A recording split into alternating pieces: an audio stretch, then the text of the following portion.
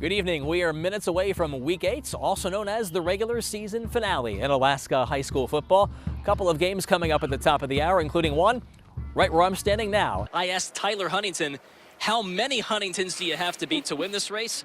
His response, oh, about 3. It is the longest day of the year as we reach maximum daylight here in Fairbanks, but for the Alaska Gold Patters baseball team, it's also the longest night of the year. Hello and welcome to Anchorage for KTUU Channel 2's live broadcast of the Iron Dog ceremonial start. Libby and I were discussing who we think might be in the top 10 this year, and we joked about how there's 20 people who you could put there.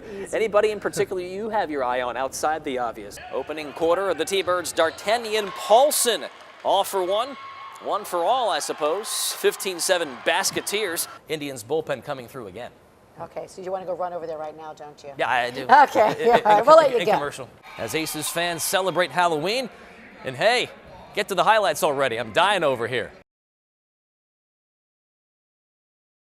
Doesn't have to be a conference game to be significant. 11 months ago, the Colony Knights won the Rail Bell Conference title, but their postseason was brief thanks to a home loss to Diamond in the large school quarterfinals. Tonight, the Knights wrapping up non-league action against those same Lynx, 2 top 5 teams. Scorching start to this one. First quarter, the Knights' KADE HAVEL is able. 7 yards the hard way, 7-0 Colony.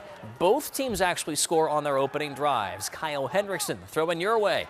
Dylan Tufaga gets his mitts on it. 10 yards tied up, 14 all at the break. But the second half is all Colony. HAVEL, one of his 3 touchdowns, 20-14 Knights. They score 29 consecutive points, capped by Jake Hessinger's pick. First 6, Colony with a statement tonight. 43-14 winners.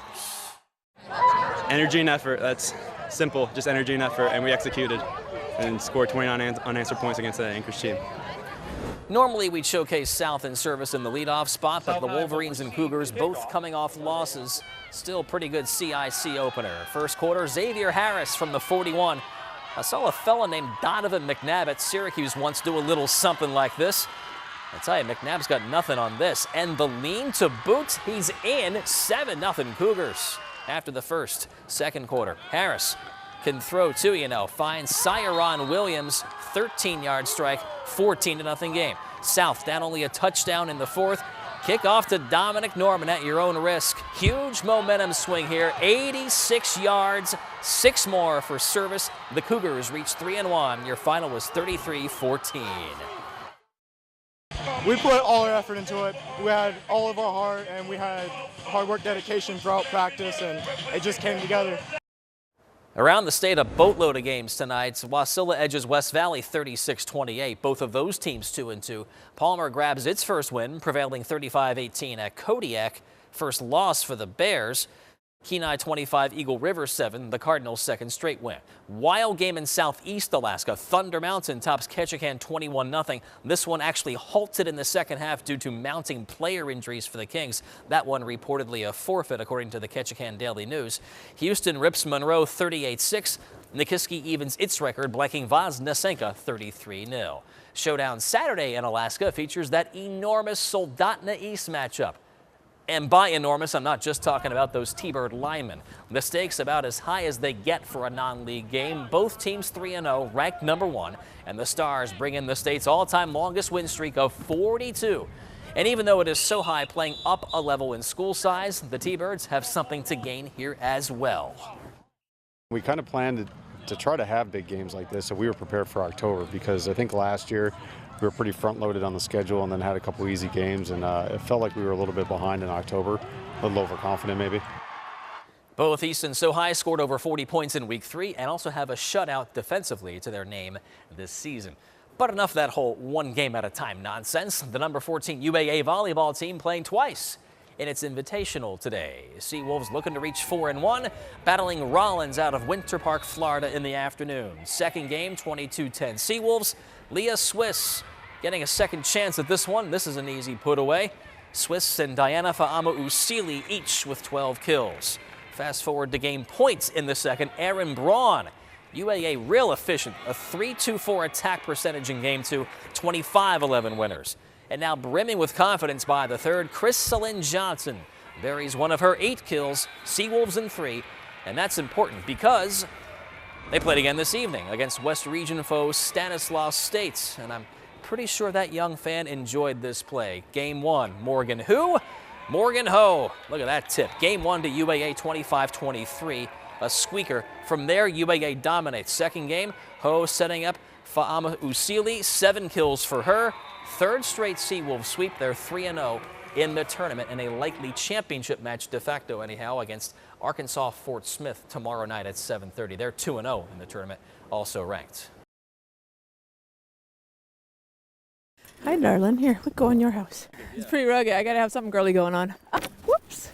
Good girl. An extraordinary set of circumstances during IDITAROD preparation can mean a lost year. I still have a lot of physical issues and a lot of pain kind of on a regular basis. Willow's KARIN Hendrickson knows Lyra, hatchet. she'll never get last winter back. When I got hit, it hit the four-wheeler and I flew. And I knew I was going to get hurt. In November of 2014, Hendrickson went on a typical training run that ended in near tragedy when she was hit by a truck that skidded off the road. Rock solid. The IDITAROD veteran spent 5 months immobilized in a body brace. 1, 2, 3 with Shanahan. Okie dokie. She is back in the running, but has low expectations. And I don't know if I'll be able to string together a bunch of runs with not much rest in between them. So I don't really know how the race is going to go for me. Even in August and September when we started training, I would have to, harness the dogs and then lay down for a few minutes and then go for a run and then lay down and so in addition to just the damage, it's just I've also lost a lot of fitness. I'm not strong. I don't have any muscles left. Slow down, easy. If a 2016 return seems ambitious, Hendrickson has a certain amount of pride about her dogs. They did run the IDITAROD last year with replacement musher Brian Bears, but did not finish. But it was real difficult to watch somebody else take my guys out. And to sit on the sidelines and watch was awful. A working woman, Hendrickson operates a 30-dog kennel out of necessity, Straight ahead. which allows for more personal attention. I do feel like when you were there when they were born and you harness broke them and you've been with them every step of the way, there's a different kind of a connection. And there's also a little more responsiveness, like they really are tuned into me and I'm tuned into them. I know them so well. 7 girls. Hendrickson doesn't have the luxury of being selective, but fully admits her 16 finest will be carrying her to Nome. And then the other part goes over her head? In an attempt to finish for a 5th time. This year I'm really just focusing on, keeping it together and getting down the trail. And hopefully having some fun out there, because, that's why we do it. And all the more meaningful when a year-long goal is fulfilled. Okay. At 33, Keegan Randall is already an Alaska legend, a World Cup season champion, and a member of 4 U.S. Olympic teams, in a sport where athletes can peak late. I think the factor that really determines your longevity is your motivation. At this stage of her life, Randall feels rejuvenated. She missed out on the last competitive ski season because the athlete that grew up in front of Alaska's eyes is now a mom herself. Randall and her husband are proud parents to 3-month-old Breck.